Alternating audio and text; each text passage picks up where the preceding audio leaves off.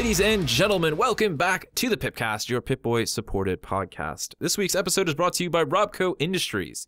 Keep an eye out for their new line of personal defense robots coming this March. My name is Tony Moe, and I, of course, am joined by my co-hosts, Katogenesis and Camel of Camelworks. And we have a wonderful number 18 episode of the Pipcast for you. I want to just make this clear. You guys are probably going to see this. The Pipcast is evolving. It's growing.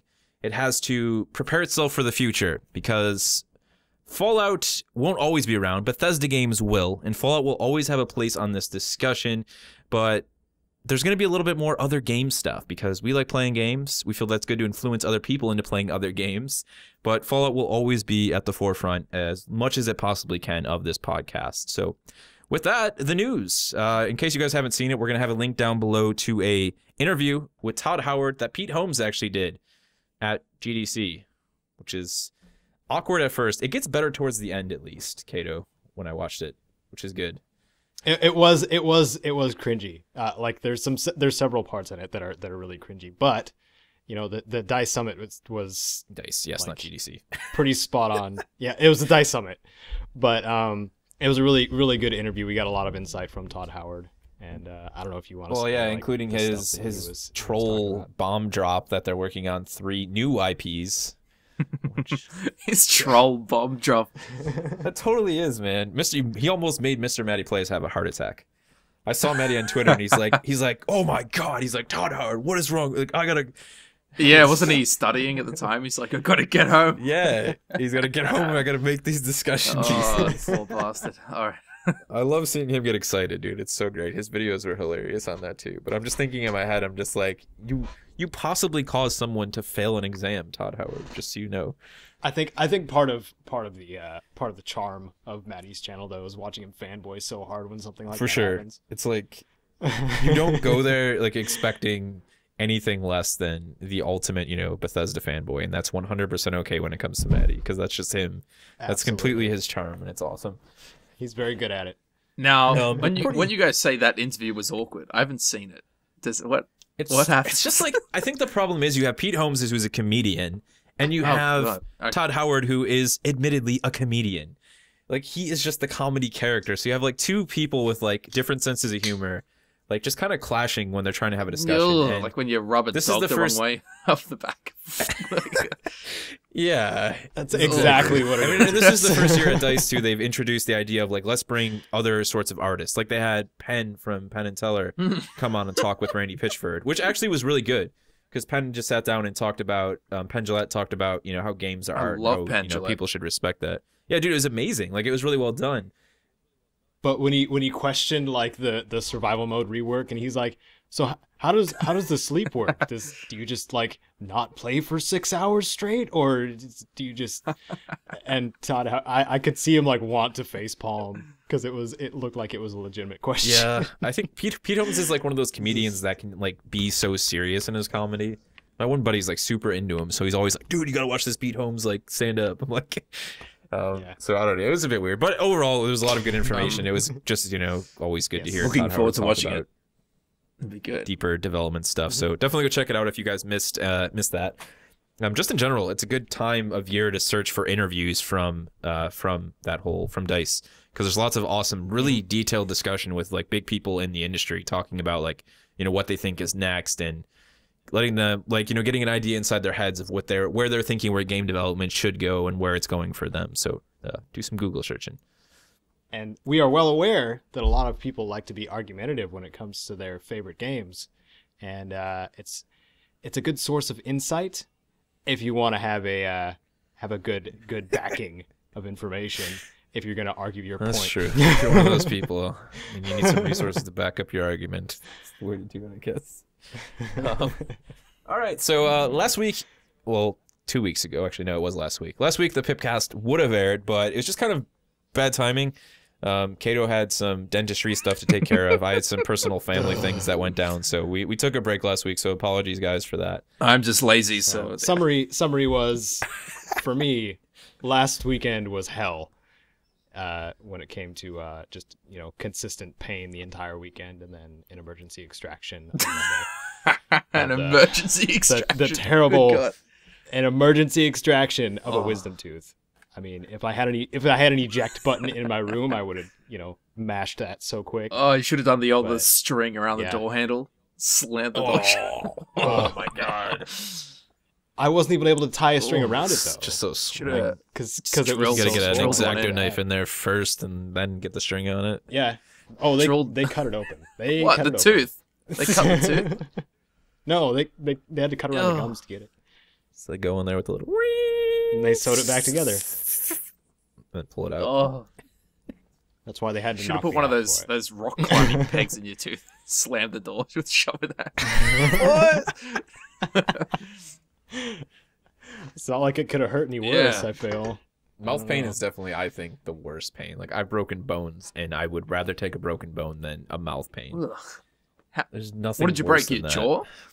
Yeah, it what? it wasn't good. No, I broke my collarbone, and that wasn't like that bad. Oh, actually, I thought you were saying you broke bones in your mouth, which hurt. No, a lot. no. Like, oh my god, that would be terrible. That's like anything with your mouth. I'm just like no. It's part of the waiver that you sign. Like they said that TMJ and jaw pain or future jaw fractures are a problem. Wait, just because you had like a tooth pulled, you have to sign a waiver saying that could be a problem? Yeah, to kind of really? make like hit some nerves that they're not meant to hit. Yeah, they can also do permanent nerve damage if they hit something. I was wrong. gonna say that's there's a lot of risks. My dad had like a butcher experience with the UB School of Dentistry back in the 80s. And he's like terrified to go to the dentist now because of that. But yeah, they have to write that now though because they have It's like again, it's that we get that blind faith like just because someone's a dentist or a doctor that they're actually really good at their job when really they're just another person who made it through school. Yeah, exactly. But we also know things can go wrong. So anyway, enough about my teeth and how horrible they are. Let's talk about the wonderful DLC nonsense that happened while we were all like not doing a podcast. Yeah, Bethesda was just like, here's all of our DLC and here's the plan for it, and also the season pass price is increasing. But we're not gonna spend too much time talking about that because that will just turn sour. I think it's only on. I don't care because I already paid like $20 when I bought Fallout 4. So I'm heaps happy. Yeah, that's what I'm saying. There's just a deeper discussion we could have with that. We'll avoid because everybody will be like, they describe the three. Somebody will call me out and say the Pipcast DLC. is only about negativity. Then it'll be bad. Yes. So, well, actually, before we talk about the three pieces, we should talk about the survival revamp because we actually have confirmed information from Bethesda.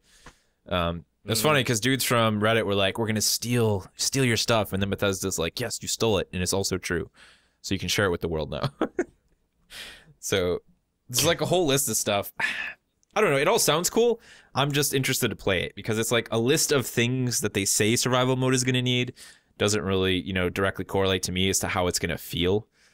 I think the biggest thing that I like is that by increasing, the difficulty, they're setting it up so rather than everybody being bullet sponges, which admittedly is currently the situation with survival mode, like it's just one step up harder than hardcore. Instead, you take a lot of health, or you take a lot of damage, and you have low health, but at the same time, enemies, they deal out a lot of damage, but they can take a lot of damage from you. So it's like Stalker, where, you die quickly, but enemies... It's a much more unforgiving enemies for both die quickly, sides it's not just one-sided, which is the cheapest way of increasing difficulty, and I can't stand it. They, slow down enemy and loot repopulation, it's super slow now, so I like the idea of that from a more RPG self storytelling experience. The idea you can same for disabled. You can march across. Exactly. Now you have to walk everywhere, so it's your trek from center of Boston back to Sanctuary is a proper trek now. And this is more of a true hardcore Iron Man type thing. The saving system that they want to implement too. Yeah, is the manual quick saving and manual and quick saving are disabled. To save your game, you need to find a bed and sleep for at least an hour. It's pretty intense. I think that's kind of intense. This is not the kind of thing I think you'd want to stream unless people like watching you die over and over and start at the same bed. This is going to be like the equivalent of Fallout 3 for me, because for some reason in Fallout 3 I was notoriously bad at remembering to save my game, so I would play an hour and a half and then die, and like there wasn't an autosave because I was just out in the open world. Or I was like playing modded on PC, and if you're out, just like, I'm like, if you're out traveling the wasteland, you gotta quick save, man. Never mind, I'm not gonna go back to this. But I don't know, this is cool because that then forces a play style that's more specific. So you also get the adrenaline perk, which is a bonus to your damage output. Which we should mention that none of the stuff on this list is concrete. They said they're still tweaking and changing things. Yeah, these are all like features that. But no doubt, most of the stuff will probably be here. Like I'm sure we'll have quick saving and all of that stuff. Or they might all be boxes you can tick. We don't know. That'd be interesting to like make it fully modifiable. Yeah. I feel like that'd be actually a good idea for. I don't know. It's just nice, I guess, to give it a little bit more accessibility. But like big time fatigue I think is one of the coolest things that I read about. Like I like the idea of sleeping and having to have food, but like the idea that you have fatigue, which acts like radiation now, so it affects your action points rather than your hit points. The more fatigue you build up, the less AP you have for other skills and other illnesses and stuff like that too. Pretty intense. The overhaul's massive. There's like 10 new features they're adding, right? Yeah, I mean antibiotics, like changing everything pretty much that already existed. Wellness, adrenaline. The compass is modified. Ammo now has weights. Also, different items weigh more than other things, which is cool. Yeah, like we said, huge. the combat. Yeah, it's big time. And this is going to completely overwrite the existing survival mode. Yes, it seems like it's going to be. It's the same thing. It just counts as survival in the difficulty options. It's just going to replace it essentially. So yeah. I'm wondering how the strong back is going to play into the carry weight thing though. Because exceeding your carry weight reduces your endurance and agility stats and periodically damages your legs and health. Yep. But when you get I think it's the 3rd rank of strong back, it allows you to still run at normal pace. It just means that if you get anywhere, you'll have no legs that function anymore. You'll be crawling along the ground with It's gonna be interesting because I'm gonna try and do a fresh playthrough for this to see what it's like. But I'm like, it's one of those things where I wonder. It's like depending on the character you want to build, it's like, how are you going to be able to have like a fresh playthrough? Like I feel like certain character types are just gonna be like. Can you imagine doing a melee build on survival mode? That's what I'm gonna try with. Like, so I'll let it's you like know I know how it enemies goes. scale, and like they said, enemies hit harder. It's gonna be cool. I'm interested to see. I'm more interested in this than all of the DLC combined. I'll be completely honest, because this is just wicked cool. I'll probably be stuck in Vault 111.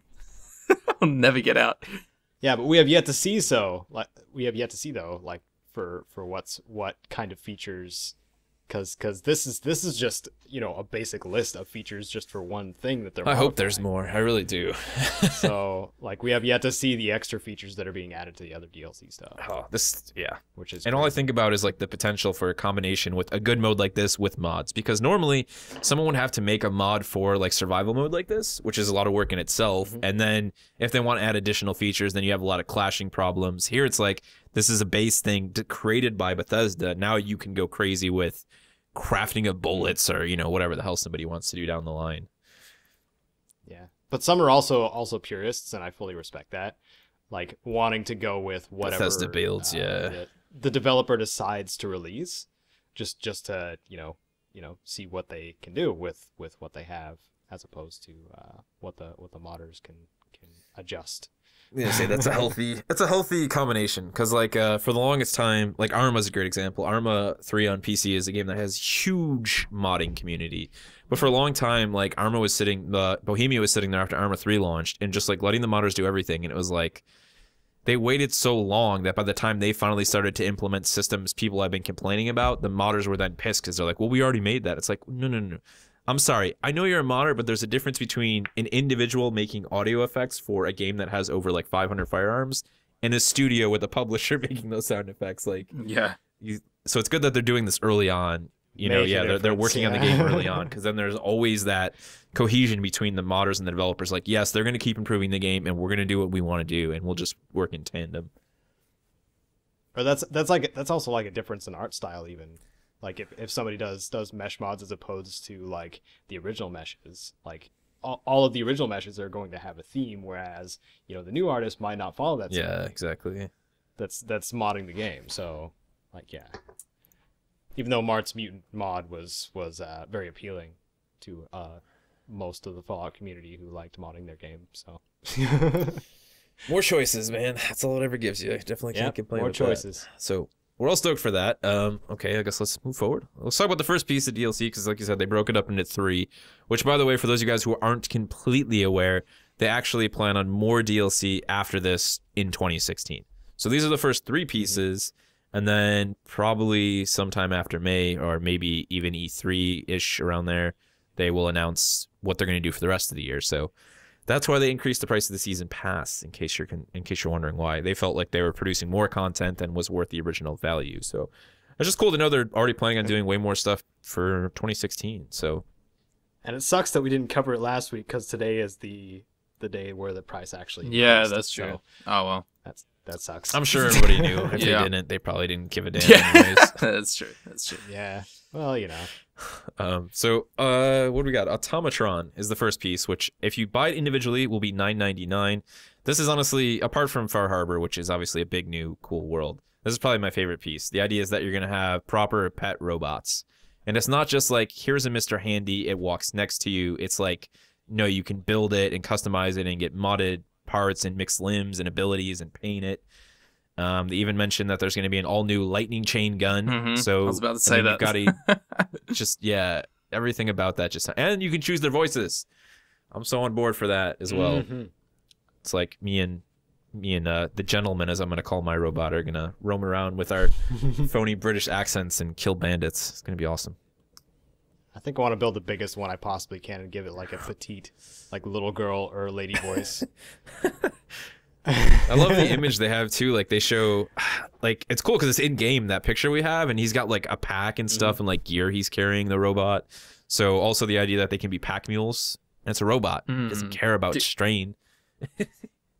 What's interesting is Hey, you notice the what were you gonna say? You're probably gonna say what I was gonna say. Go ahead, Campbell. You're gonna say the same thing. I'm pretty sure. What is it? The antagonist of the DLC is the dude called the Mysterious Mechanist. And in Fallout 3, there was a dude called the Mechanist. He was some robots freak. That's not what I was gonna say though.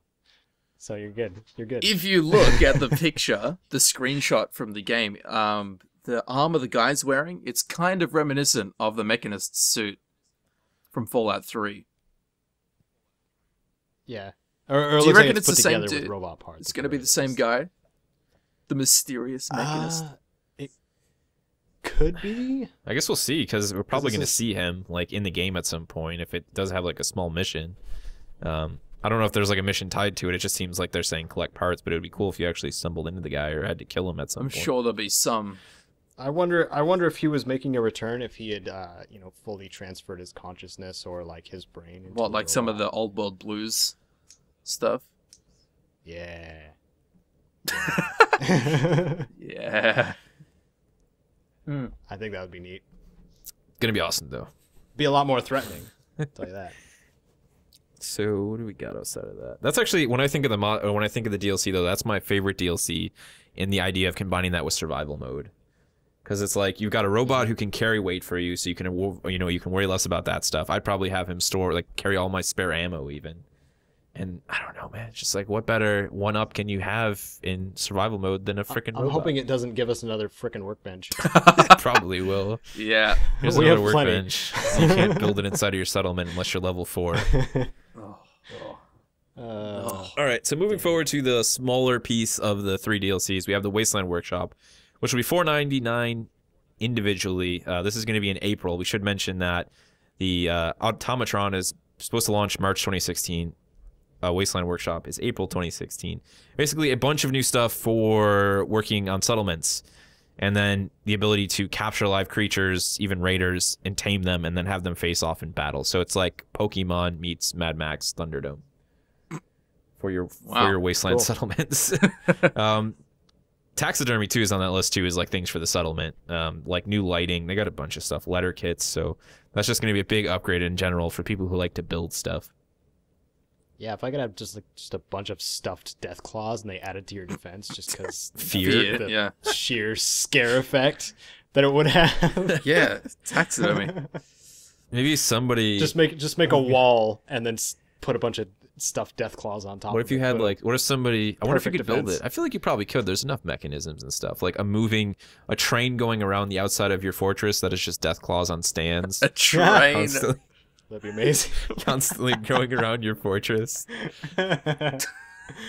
Oh, that would Like be it could be a amazing. train. It could be the death claw, and then in front of him there's just that stuffed bandit. So there's like a bandit getting chased by a death claw continuously.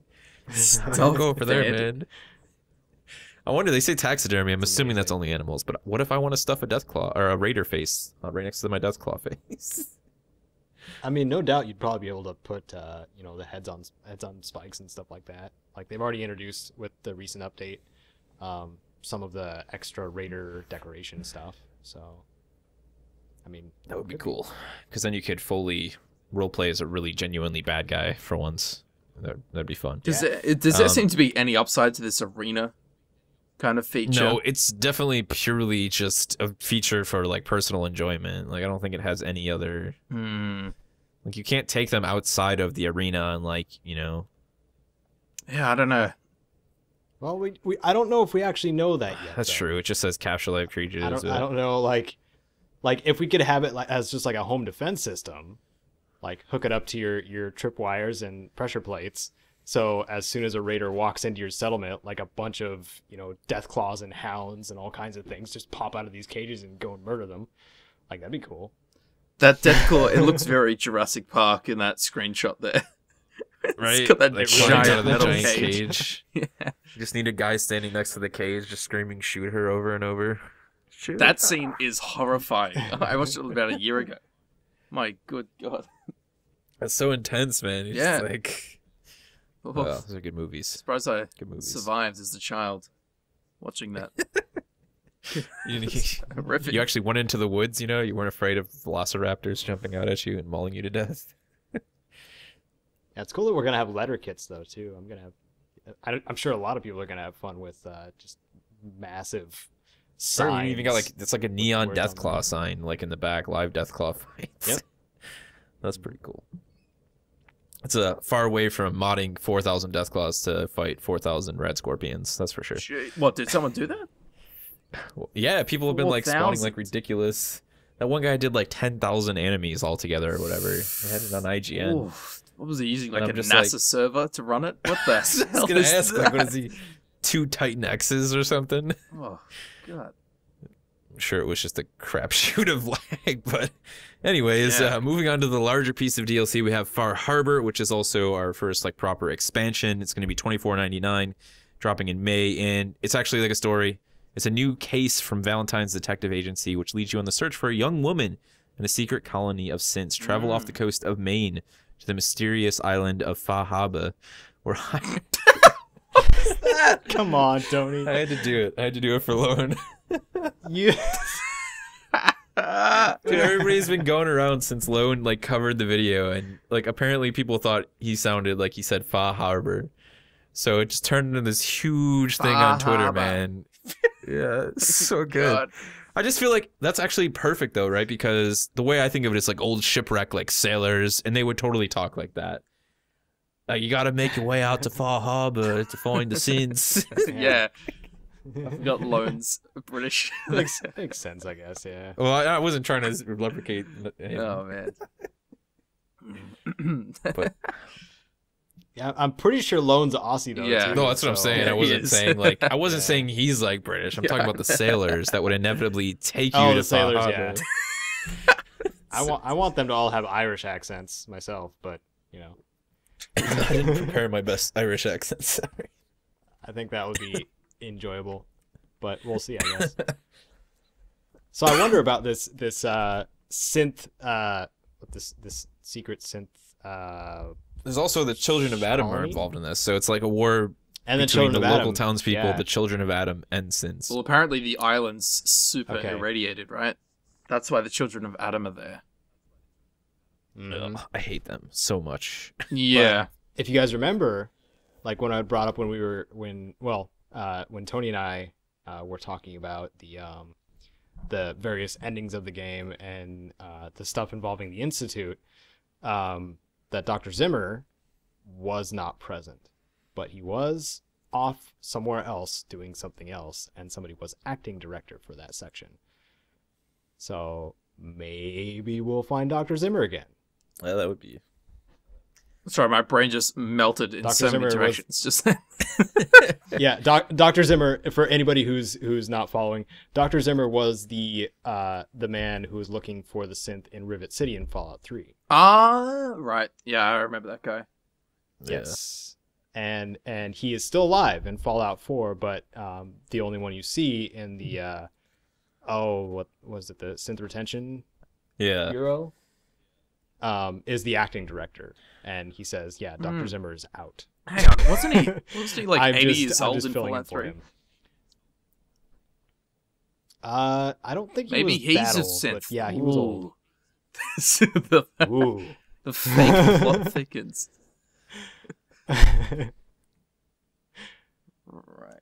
Could be. Yeah, could be. But I thought that was cool. And also, the USS Constitution, I feel like something else could happen with that for the Far Harbor stuff too. You reckon? Like, say, in order to get there, I think that'd be neat. Going there in style. Well, I suppose that would make more sense than a random new boat appearing. Crashing into the island. You're gonna So you just fly over the water until you get there. At this point, like if we take any form of functional boat to get there, then that means that they have to do a boat DLC at some point, so we can explore the waters outside of. Oh, dude, with a boat? With a boat, man, like Witcher 3 style. Give me a boat, yo. I want to have my own sailboat. Have my robot shipmate on it, firing Gatling lasers off the side of it while we're fighting. Oh, I don't know. I wouldn't put it past Bethesda to do that. Meanwhile, the Brotherhood are just like, yeah, we've got this giant airship. Well, at least not in my world, anyways, because I killed them. It's like they're giving us all the vehicles possible except for a car. A car and a motorcycle, which is like what everybody's been screaming about since Fallout 3. I don't know. I don't know. Because they gave us. I don't know if a car would be good. So. I feel like a motorcycle. No, cars would be or a like bad dune idea. buggies. If they had like dirt buggies, that would fit. Yeah. But then we're playing Mad Max, be... and it's not Fallout, I guess. So. Yeah, exactly. Yeah. And there's also the whole engine and load draw distance limitations and stuff. Yeah, like just map design doesn't. We'd have to have so many empty, pointless spaces. It would just be no bueno.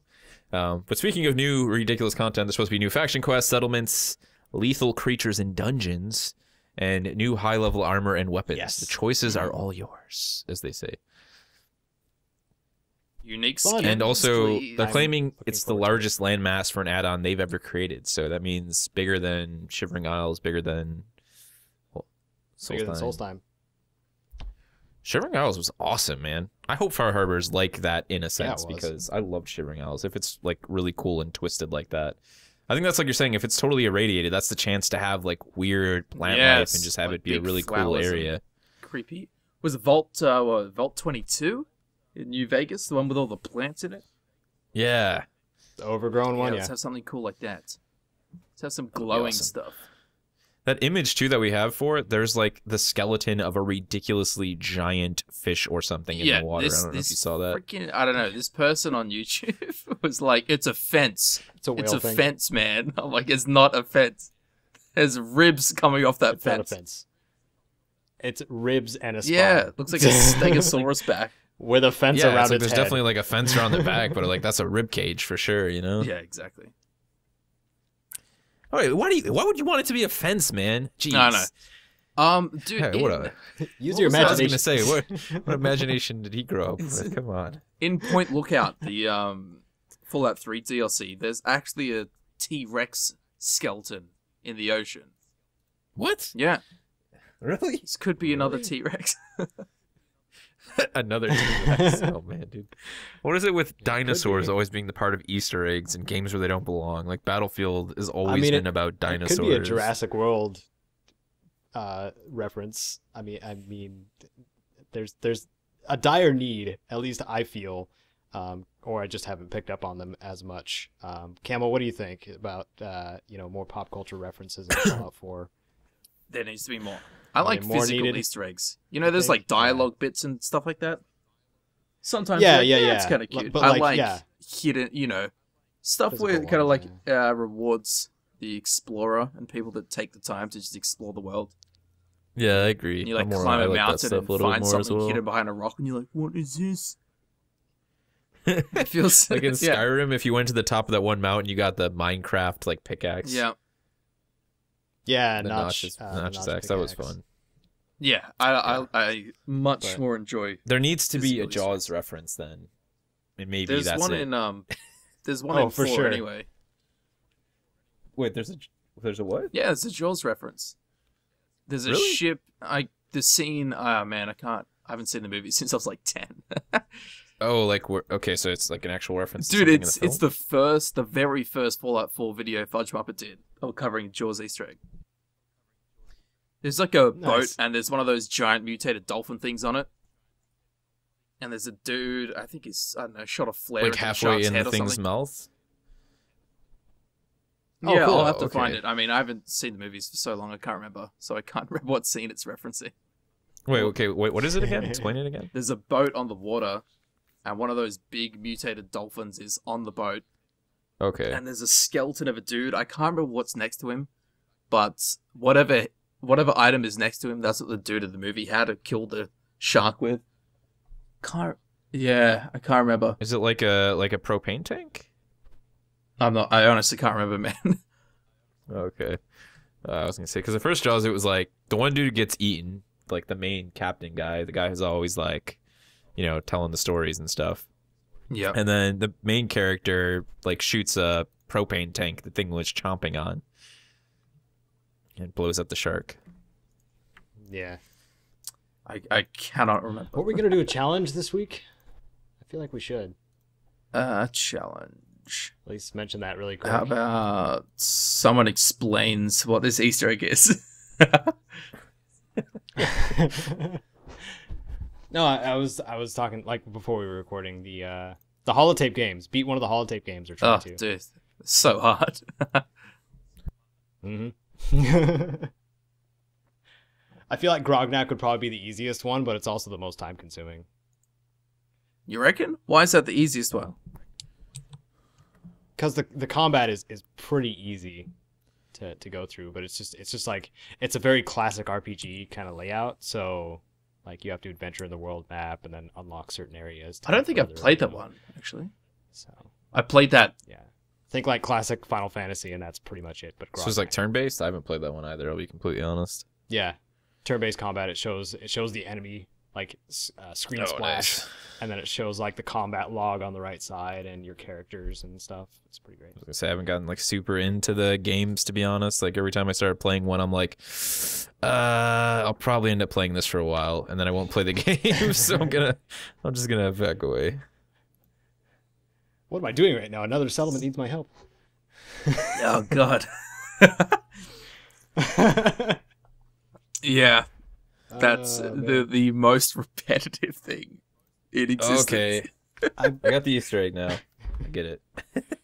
The old. So yeah, it's that dude Quinn like has like the machete at one point, like when he's chopping up chum for bait Right. with the machete, and like the shark shows up, and he's the one who gets eaten. So it makes sense that he's the dead guy. he's got the dead guy. Yeah. Mm-hmm. There you go. Explain. There we go. That's the Easter egg. I've been having a lot of fun. Have you? Pickpocketing people lately. In Fallout Right. 4, that is.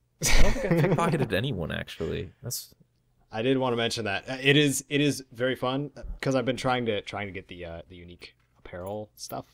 oh, that's right. You said you got to do that ridiculous scheme of things to get the What reverse So I got pickpocketing? full boots. You don't have to reverse pickpocket anymore because you can steal equipped items and equipped armor at the full rank. So I got the max rank I think this morning, and now Desdemona and Tinker Tom are running around their skivvies. Sounds Very difficult to Sounds take like a them dream. seriously now. You stole their clothes? Yes. it's like a fantasy. But Desdemona had the fatigues, which is I believe we determined that they were unique, and the Tinker's headwear is definitely unique. Yeah.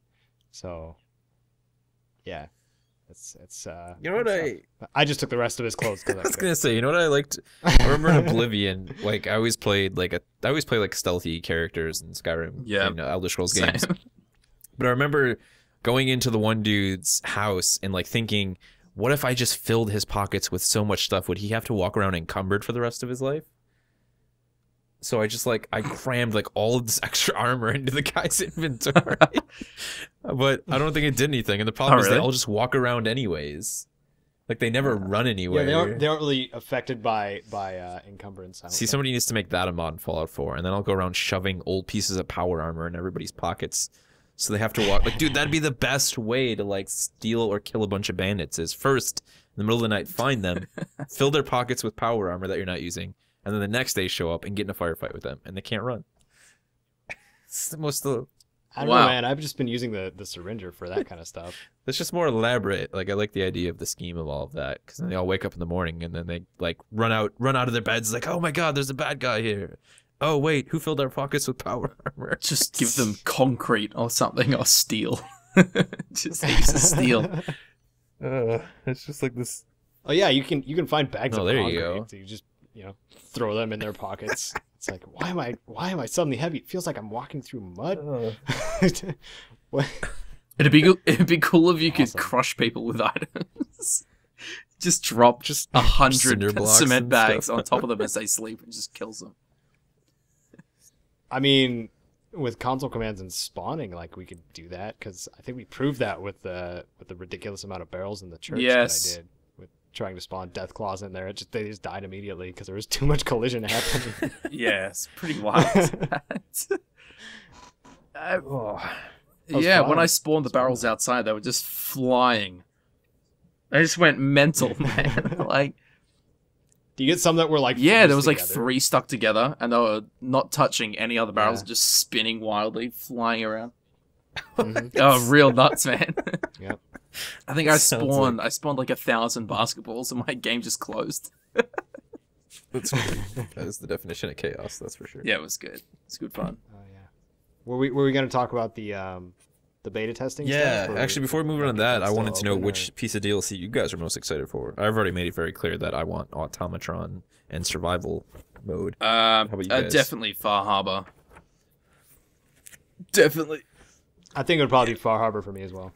I think it's like I definitely want Far Harbor. I'm definitely, but I just know that Far Harbor is going to be more enjoying when I have the Automatron DLC. Yeah, right.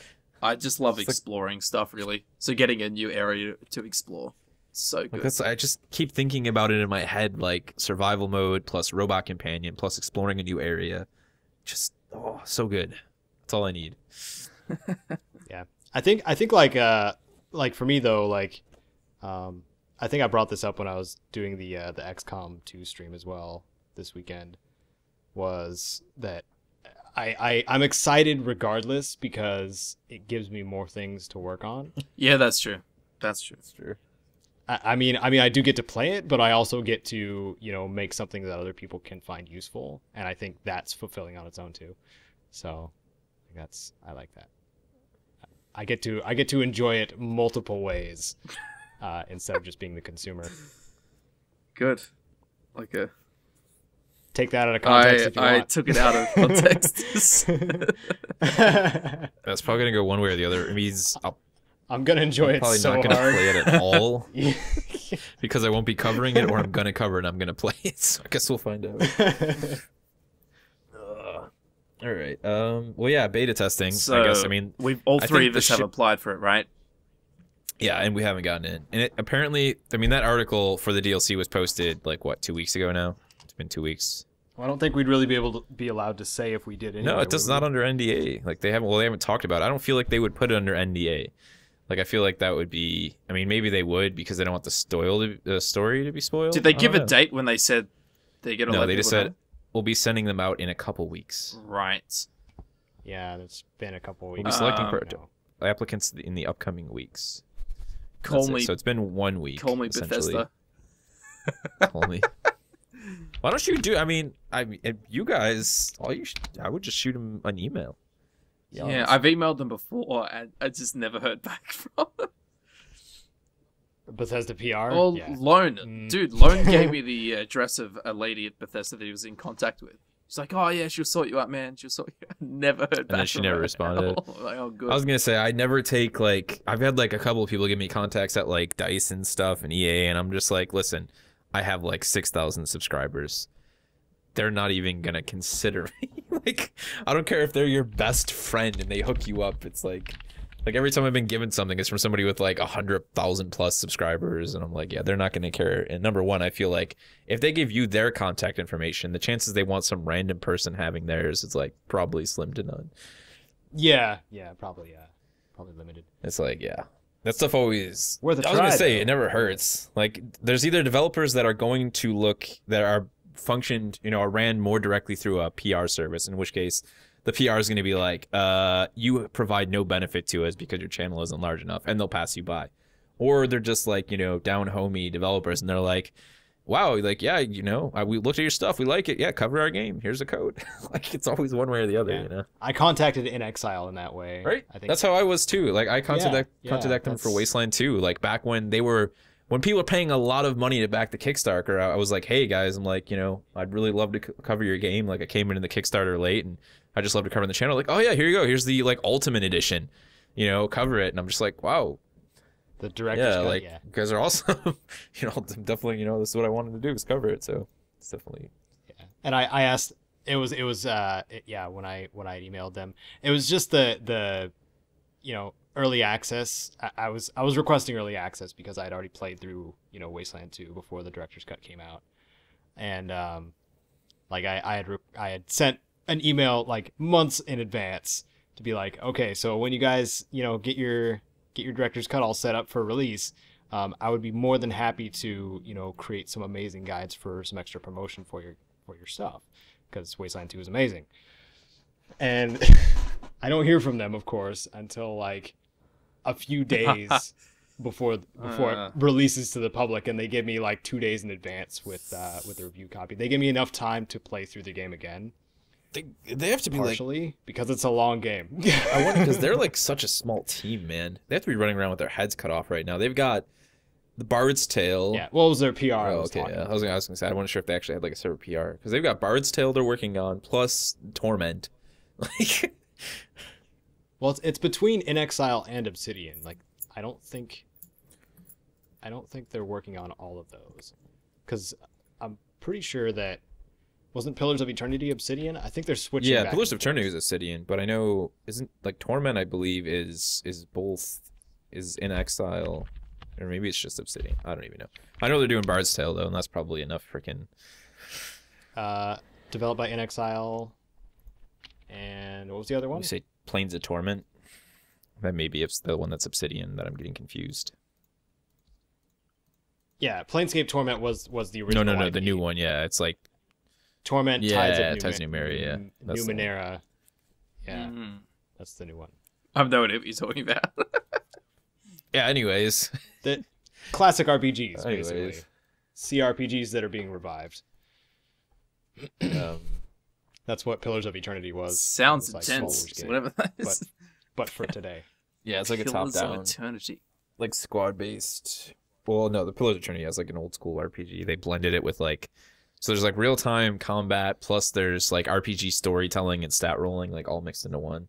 So like one moment you're in combat, the next moment it's like a cool like art style cutscene where it's like, oh, you were trying to escape, and as you escaped, like you turned around and realized that there was a bandit mauling at the legs of your friend.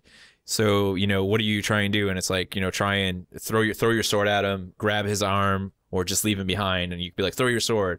Your aim is true. The sword strikes the guy through the chest, and you grab your friend and make your way up the side of the cliff.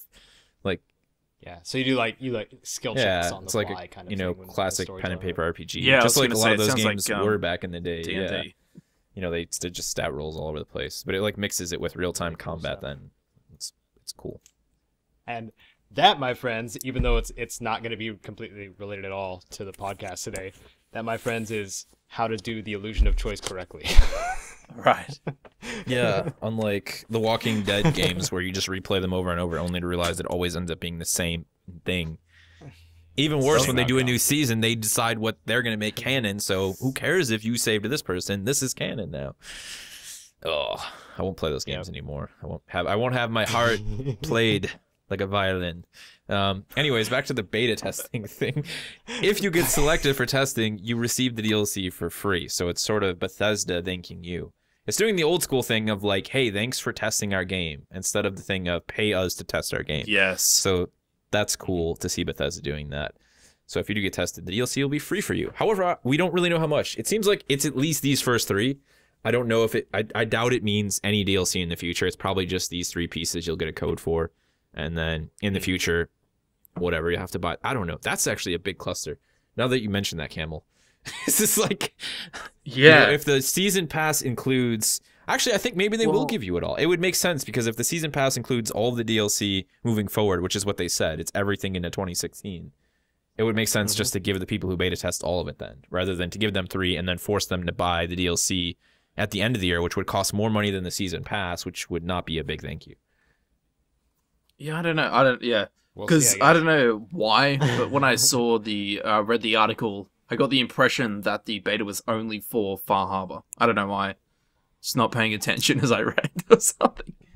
Yeah, it just says in general, like, let's see, let me just read it again, because maybe I think part of it was for survival mode rework too, but that's already been in progress, I think. Yeah, it just says, want a chance to play these add-ons early. We'll be running closed betas for each of the add-ons for console and PC. We'll receive a code to redeem the content. So maybe it's just individual pieces. I don't know, man. Yeah. Whatever. Anyway, speaking of people already testing this stuff, survival mode, we're not, we never claim to be the know-all, answer-all of be-all, so speak for we'll yourself. just have to leave that one hanging in the whatever. Ether. The void. Hanging in the ether, the void. Hanging in oblivion. There we go. Like my soul. So should I mention the Zeta gun thing? Can I correct myself from last? Wait, last second. I want to say. Oh yeah, we should probably mention too. They talked extensively about working on the creation kit. So both creation kit and survival mode are in testing for them. So hopefully soon. Hopefully sometime shortly after that first DLC. If not this month, would be fantastic. Yeah, the Zeta gun. You want to, like I said, another one bites the dust in terms of uniques. Yep. So I'm continuing my venture of trying to find the true uniques of Fallout 4, and I found out that the Zeta gun, the Zeta gun, yeah. That sounds like a scary gun. Zedel. Fire beetles or something. Out of clay. But it is actually not a unique, because you can get more than one easy. When you do the Secret of Cabot house, the house of the Cabot family repopulates regularly throughout the quest, and the Zeta gun is sitting on Jack Cabot's lab table on the upstairs room. So if you pick it up as soon as you go in there, it'll be like stealing at first, and then move to the next part of the quest, which is move to the next part of the quest that is somewhere else, and then you come back, it's going to be on the table again. So after I had finished the entire Cabot House quest line, I had 4 Zeta guns. Damn. And also found out that they are only supposed to be used against a specific NPC, otherwise they do negligible damage to anything else. So it's more of a quest item than an actual unique weapon, and you can get way when more you pick up duplicates, obviously. Is it always the same set of stats? Oh, okay. Mm-hmm. Yep. There's no, as far as I know, there's no scaling for weapon stats. That's I mean, customization. Does it have a bonus or anything? Okay. No. It's just the Zeta effect. Or Zeta Am I right in effect. thinking it's unique in the facts compared to other Gamma guns that it shoots red stuff, doesn't it? It still could technically be unique then, right? I mean, you just can get duplicates. It technically could, but it's you can get more than one, so that defeats the unique definition that I'm trying to go by. Is it? So Yeah, it is. I'm gonna make mention of it, but it's not gonna be as it part shoots of the list. red projectiles, right? Yeah. Is that unique to the Yeah, Zeta gun? Okay. Yes. Well, that's interesting. So that effect is unique to that gun, but you can get more than one. No, I was just checking because I put that I like don't... the rapid fire automatic receiver or whatever it was on it, and that was the only time I'd ever used that automatic thing for a gamma gun, and then it was shooting red stuff, and I wasn't sure it was the mod or the gun itself. Yeah, it was the gun itself. But also, Lorenzo's artifact is a far cry better than the Zeta So gun. fun, man. So so good. Some people go flying. And that is a true unique because you get it from a quest and you can only get one of that kind. So that gun is awesome. So Lorenzo's artifact will be included in the list. The Zeta gun will be probably mentioned, but not actually. It does so much AoE damage, that gun. And it's crazy. It's good fun. And I also added the silver submachine gun. Guess what's it's unique skin, about right? Silver. It's silver. Yeah. That's it. Man. Okay. It's a fun list. It's not at all. I'm glad you're fearing the most controversial list of lists in gaming for sure. I don't know. You haven't seen my unobtainable Skyrim video. Oh, that's probably. Oh my god! Every comment, dude, you can get it. You can get that piece of armor. Like, the disclaimer. I feel like the disclaimer is going to be like a full minute and a half of me just being like, okay, this is what I'm covering. This is what unique means in the sense of this list. Okay. And then I list it off, and then everybody's going to point out something that's not supposed to be on the list. About it. It gives me like a headache just thinking about it. Oh my god. Okay. Oh, it was good. Did the robot model kits guide. That was fun. Oh, yeah. At least there's no arguing about that. I mean, it's clearly a robot model kit guide. You'd be surprised, Tony. But wait a second. No arguments Don't you know about the one say. magazine that's in the code but isn't in the game? Does that count too? Oh my god, I don't even want to get into it. I just that's one of those things like I can't believe there are people that are like that's so particular about something like that.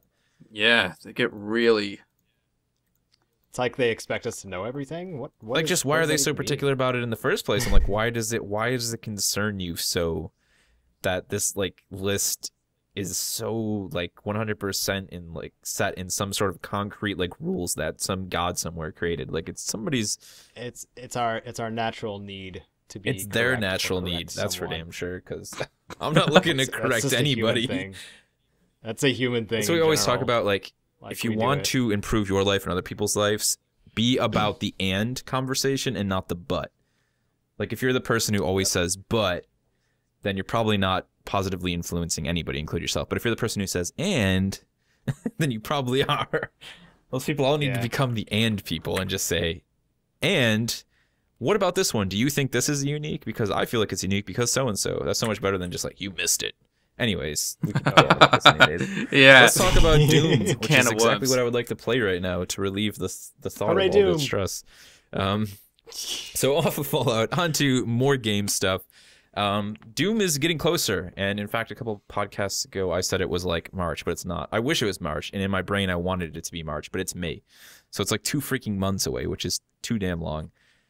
It's gonna be the same month as unless they push it back. Same month as Far Harbor. Yeah, I don't think they're pretty set on their date. It seems, so that's good. Hopefully that game will actually probably be like in April. It seems like they're talking about clearing it up because they ran their beta and their alpha already, and everything we see of it is just stupid polish, which is totally id. Like I don't think they've ever released a game that was like maybe Rage, which was considered slightly unoptimized, but I think that game just looked too good for most people's PCs and they couldn't admit it.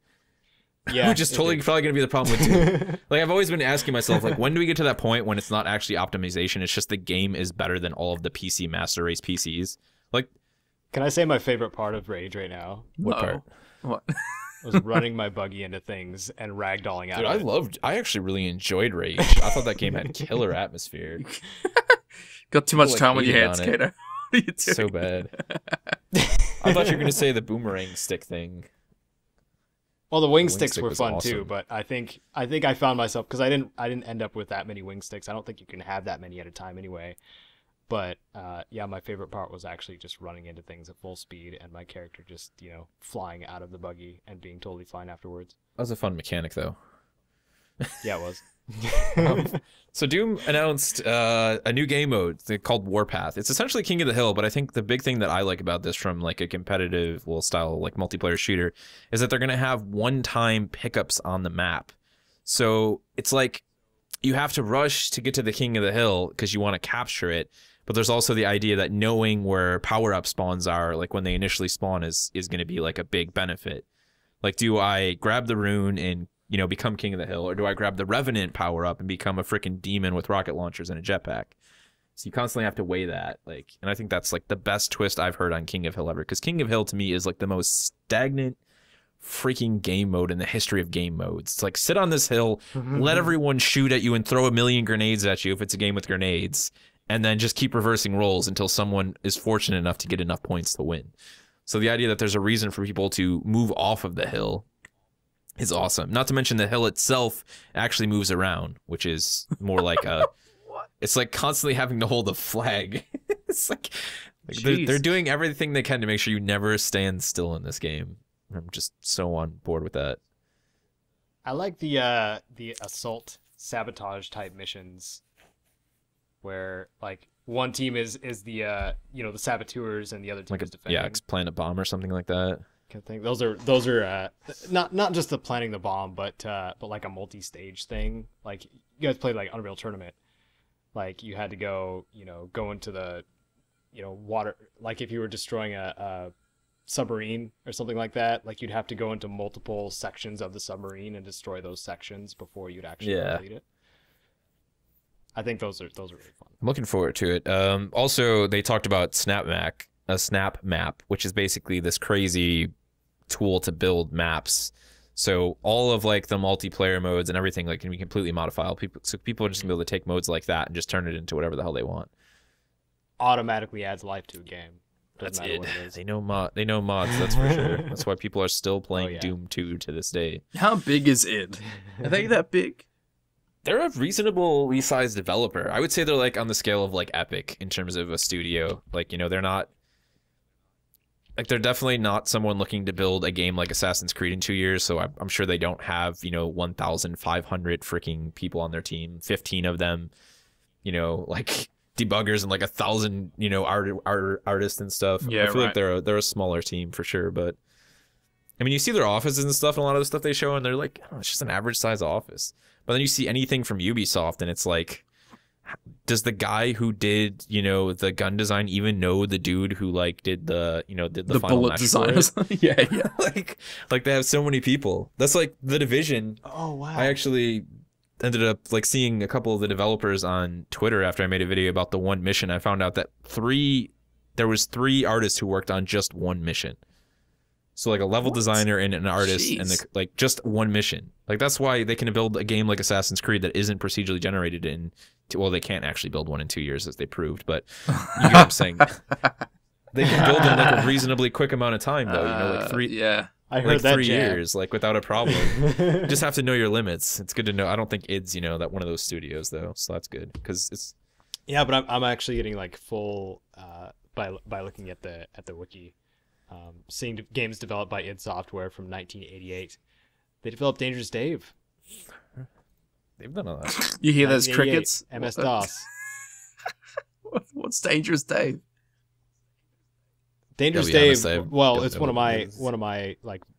the games I played as a kid, as a very young kid.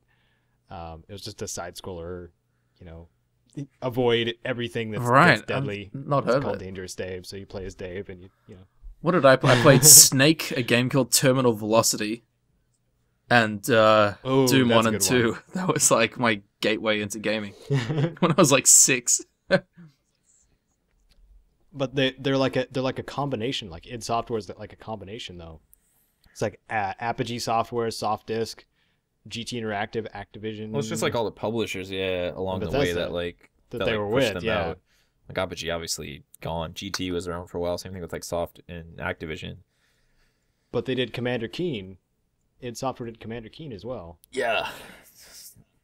And Doom and Doom 2 and Final Doom and Quake. Yeah, I mean, it's like Wolfenstein was really like their big thing. I mean, they had a lot of stuff before that, but it was like Wolfenstein, and then they moved into Doom. I mean, yeah, it's like there's been so many different people working at the studio at that time too. It's like, completely different games developed by different people. Like, John Romero, was like essentially, John Romero and John Carmack, like Doom and like Daikatana and stuff. Like, I don't know, from like under different names. It's all so weird. They've just been like, they're one of those studios that like also has just developed the technology for so long. So they've made money from people licensing in tech, much like Epic Games, hasn't really made that many games over the years, but they've made a lot of money from licensing the Unreal Engine.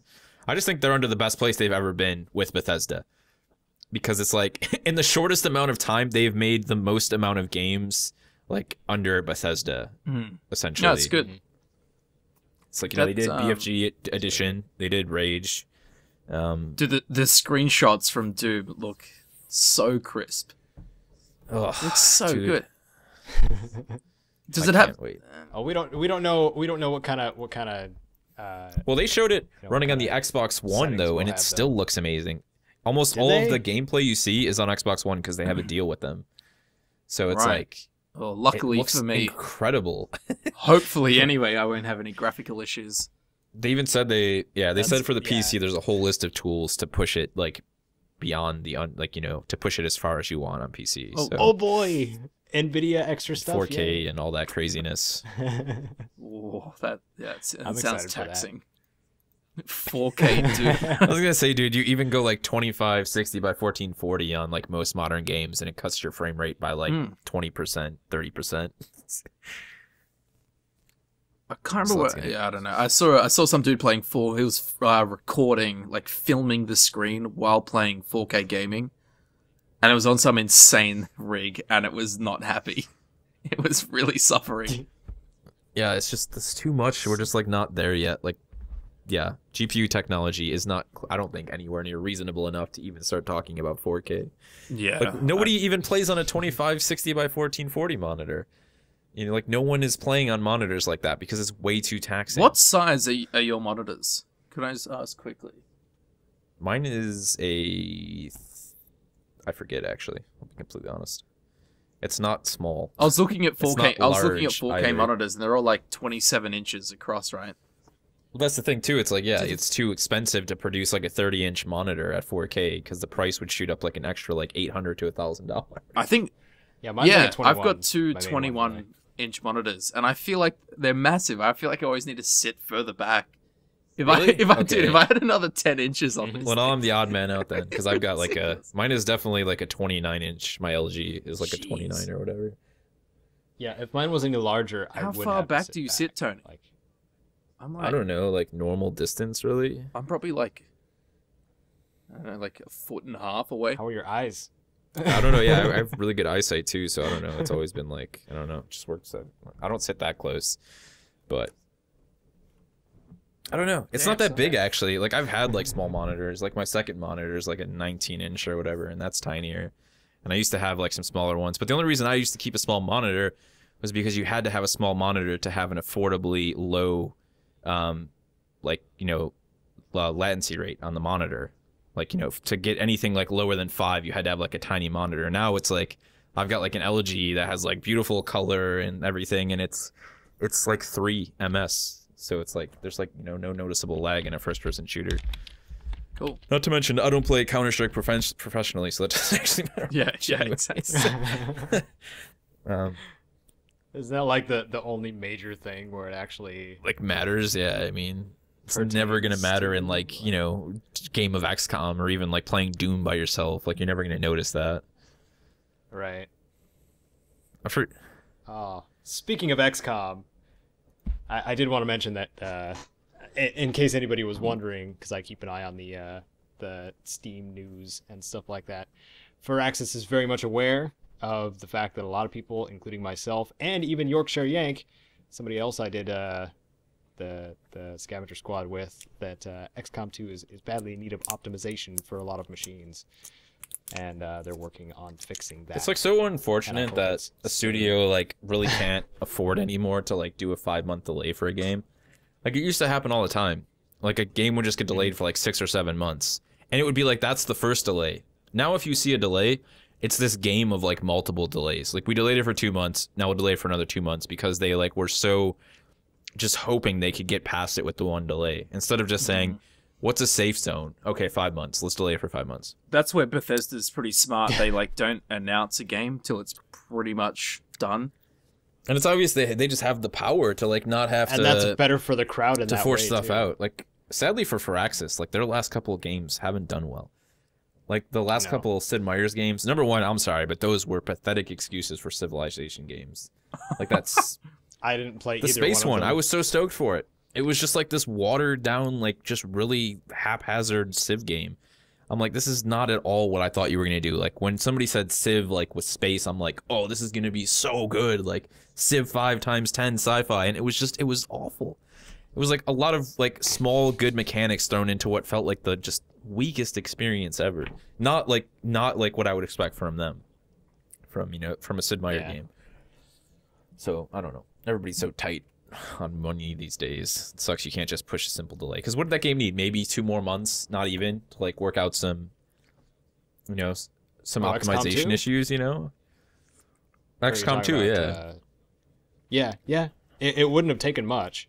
Just sit down and like polish it. Like, and they already delayed it once, anyways. Like it was supposed to come out end of last year, and they delayed it to this year. So it's like just kick another month on it, man. That's just that sucks. Like you said, though, Bethesda just seems... Not that their games always release completely bug-free, but at least they don't, like, set a date and then, But it was... I think it wasn't, like, murdering everybody's machine right from the get-go. And if it was, like, there was an NVIDIA patch, like, 2 days in at the very most. Like, they were prepared. I think the only game I can remember that they pushed back was Morrowind. I think Morrowind was meant to come out when the original Xbox came out. But it wasn't ready and they pushed it back. Apart from that, I don't think they've pushed back any game. Like, I don't think they've announced a release and then pushed it back. They didn't for Oblivion. Right, Oblivion and Skyrim, neither of them got delays. Yeah, and I don't think Fallout 3 did either. No. There you go. Pretty good. Pretty good track record. Yeah, they just always announce their launch dates like super close to launch. Yeah, they're like, it's coming out next week. You're like, oh, damn. They never make you wait like how many years. You know what? I think developers underestimate the power of that too, because like if I'm sitting at E3, like for example, last year E3, like Microsoft, which is dropping bombs like everywhere. You can play the beta for this game today. This new feature is available today. It's like, that's like standing at that counter and there's just that impulse item. Like, even if you shouldn't, you're going to do it because somebody just dropped it on you like that. Like, it comes out today. And I feel like you'd just sell more copies of everything if you did it that way. It's like... Yeah, I'm looking at the, sorry, I'm backtracking, but I'm looking at the discussions on XCOM 2 right now. And like 11 subjects are pinned. That's a lot. By the way, if you go to like any forums or anything like that, that's a lot. And that leaves room for like 4 posts from other people that aren't like the devs or the PR people. Because a lot of it, there's at least a couple, hotfix, performance, hotfix. They need to clean it up. Yeah, that's three of the pin topics at the top. Well, we're still on the subject of Doom, roughly-ish. This is actually this is good news for people in Germany. And I hope, is it better over there for you guys, like in Australia now, Camel? Because I know for, like, the longest time, you guys had, like, serious issues with, like, Fallout, for example, had, like, completely changed, like, item names and stuff just so it could see release in Australia. Really? I think, like, actually, Kato, what was that? All the drugs and stuff got renamed. So they could. I personally haven't noticed anything. Right? Is it called Med-X in US? Okay, yeah. Yeah, but they had to rename it because of something that went with. I think it like some real world drug or something, right? Yeah, it was originally morphine, but they had to rename it to Med-X because of some Australian thing. Yeah, because I'm surprised they didn't just rename it just in Australia. Because they do that with other countries. They'll rename random things. Yeah, I feel like they try very hard to, like, only have to like do it if it's necessary, but I feel like they want to in general make the game so it just fits, you know, everywhere if they can.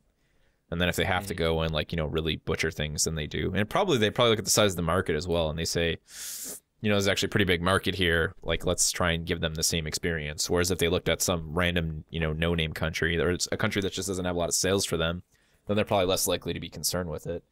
But anyways, what we were trying to say was the game is actually going to release 100% uncensored in Germany for the very first time ever for a Doom game, which is pretty spectacular because that just shows how the times have changed. Because there was somebody in office back, you know, in the 90s, in the 80s, when Doom came out, who was like, whoa, you're not even going to release that here. This is going to cause people to just start murdering themselves and their family members. And it's just a bunch of like pixels, like killing monsters. Now it's like, I just chainsawed a guy in like full 3D and I can see all of his organs, and this monster is about to obliterate the bottom half of my body. And somebody over there is just like, cool, yeah, you're good. Put the seal stamp. I'm surprised. I don't know why, but it surprises me that it was censored in Germany. They've been known to have like really like, you know, for games and stuff, they've been known to have a lot of problems with their rating system and with the way that games are viewed. It's just all about like those, you know, it's like the idea that people in, you know, office, the people who make these decisions are just individuals who choose to have, you know, opinions about things. So they look at it and they're like, I don't like that. I'm going to get everyone else here to agree with me that they don't like that, and then we're going to get it censored because it offends us. Oh god. You know, it's that offensive offended culture. Offended. Exactly. I'm looking at my library right now too. Like Carmageddon had that issue like bad when Carmageddon 3 came out. I mean, you know, it's been the same thing with like film and stuff too. You know, films have had problems in other countries being uncensored or you know, censored or not even released. I think that's when who did Carmageddon? I forget. I'm very bad at this. Stainless did the Carmageddon series. Like when they first started coming out with it, like it was really great. It was, you know, blood, guts, you know, run over. I was gonna say on their Steam page, all kinds of fun stuff. They have like a bunch of quotes from like people who are like calling the game out for being like violent stuff. It's so good. I'm like, yes, I love you guys. But it was like when they released Carmageddon 3, they replaced all of the civilians with zombies because they had just such a backlash for how violent the game was. And then, of course, Carmageddon Reincarnation came out, you know, a year ago, and as of course a beta, and then now it's I think as far as I know now it's public, or greenlit or whatever they call it now. But there's no backlash whatsoever because the standards of video game violence. It's just like, I mean, there's still people who are like looking to attack it, right? But it's just, this is like the endless cycle of time. First they blame music, then they blame comic books, then they blamed books and comic books and music, and now they're gonna start blaming video games. You know? No, they blame Deadpool right now. All right, well, I guess we should take the pressure off gaming. Let's start to wrap it up. I guess I didn't realize we were pushing past an hour already. So, last couple pieces of other games news. This was something that I've talked about extensively, and not just because it's fun to talk about the idea of this, but there's a leak that essentially Battlefield 5 could release this October and be set in World War I, which would be kind of like a rebirth for the franchise, I feel, because it desperately needs, I think, to find itself once again. I feel like DICE has gotten away from what made Battlefield so special, and going back to a completely different time period is just, I don't know, that'd be fun, number one, for the history, and like World War I was actually a pretty crazy war in terms of technological advancement. Actually, that'd be pretty cool. Some of the first like deployed machine guns and like U-boats and tanks and like aircraft, you know, was like getting highly developed then just because it was such a stalemate of a war. It was like somebody has to do something to get an upper hand, including illegally using poison gas and mustard gas. And oh, dude, we had to study that at school. Awful. Really? Like, the worst thing ever. Like mustard gas and gas and all that stuff. Agent Orange. I can't remember who it was, but Agent Orange was in World War. Wasn't that Vietnam? Yeah, it was Vietnam. It was Vietnam. Vietnam had all kinds of freaking war crimes in it. Yeah. Oh, those poor dudes came back all messed up because they sprayed it right where they sent them in. Is that what they're called? Punji pits? Those freaking with the sticks pits that you filled fall with in. spikes. You step on some like leaves and just drop down into a pit of spikes. Oh God, so dude. good. I don't know which direction this conversation is going, but I like it. That's so brutal. So that'll be cool to see, what actually comes of that. DICE and EA haven't said anything, so whatever that means. But I don't know. I think it would just be nice for them to reboot that and do something special. I did want to talk briefly about a game called Vampire, however you want to say it. It's actually from the developers who did Life is Strange and Remember Me. And it's like, it's going to be this crazy open world, like storytelling focused RPG about being a vampire. But one of the big things they're pushing for is the full ability to play the entire game without ever killing anyone. And it's not like the idea like you've got to talk your way out of a conversation or like bug your way. Like it's legitimately, you can sneak around, you can do sabotage, you can be like a discussion, you can do whatever you want. And you can like literally change the entire city the game takes place in. So you can be like the downfall of it and just suck people's blood all day long. Or you can just be like this real proper vampire who's like looking to see the rise of mankind and your own kind.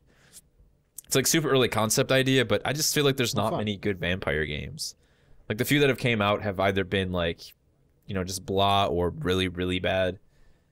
Really terrible. Did Twilight have a game series? No, thank goodness they didn't suck at that try. Oh, nice pun. I didn't even mean that. That was completely accidental. Really? Very specific. That was excellent. That was an accident. Pretend you did. That was an accident. You know what they did actually do? She super smart as a writer. My girlfriend actually brought it for her sister for Christmas. She rewrote the entire story, but switched the gender of all the characters.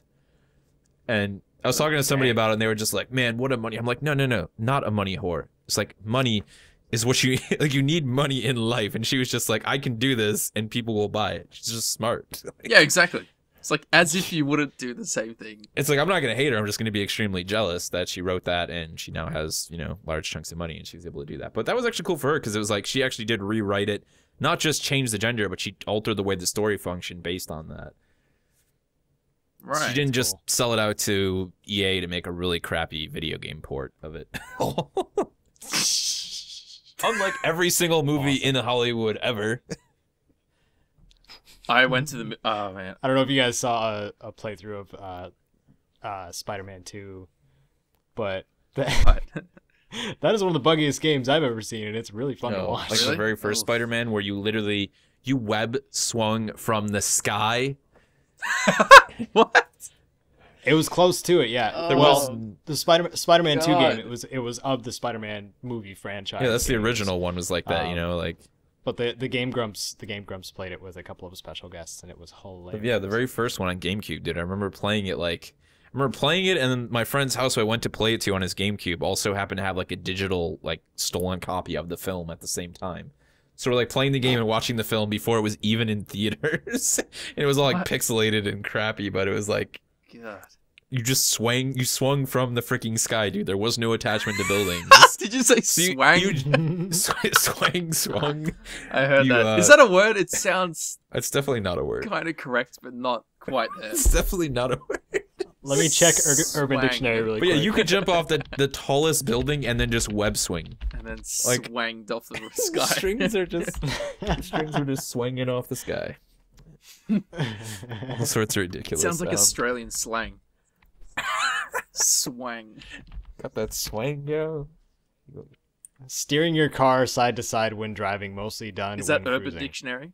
What? Okay. Doors open, Maine. Now watch him swang. What? Get out of town. Oh my god. We can't be responsible for spreading the use of this word. I can't stand Swang. these awful words that people use. Go swanging. Yeah. All right. When you're swerving from side to side in me your last car. night in my that's- car. Urban Dictionary Swanged. says it's a word. Swanged. Alrighty. All right. So the last thing we want to talk about, Warframe, Kato. Saren Prime was released. Yes, Saren Prime came out, and they are going over the Orokin Moon. I think today or Wednesday. So today the Pipcast comes out. They're performing their spy mission update for the Orokin Moon tile set, and it's going to be something really cool where you can you travel in between past and present to solve the puzzle for this spy mission. So Right. I think it's going to be really cool. So like the Orokin Moon is like an old collapsed. It's Earth's moon that's collapsed and decrepit like when you first discover it, but you can go back and see it how it was before, and that's what you have to do. You have to switch in between to complete spy missions. Awesome. So it sounds really cool. We'll see how it does. But go get your Saren Prime. That chassis is going to take you forever. So I was going to say, is it like a big grind to actually work towards that? I wasn't sure how they were doing. It's just the chassis that took me forever. I ended up somebody ended up giving it to me because they felt pity on how many keys I wasted. But yeah, or sell Saren stuff while it's still, a pretty good sale value to other players to get platinum. Awesome. Either way. All right, guys. Well, that wraps up the show. Be sure to let us know all your thoughts on Fallout DLC, any other stuff that we talked about regarding other games, Doom and all that stuff. If you guys want to give us a little bit of feedback regarding the new format, if you like the idea of hearing more games, if you understand the need to talk about more games as we move forward past Fallout and so on and so forth, feel free to leave all your thoughts and opinions down in the comment section below. And that's it. We'll see you in the next one. See ya. Have a good one. Bye. It's always so awkward rapping. Bye-bye. That was good. It's good. That's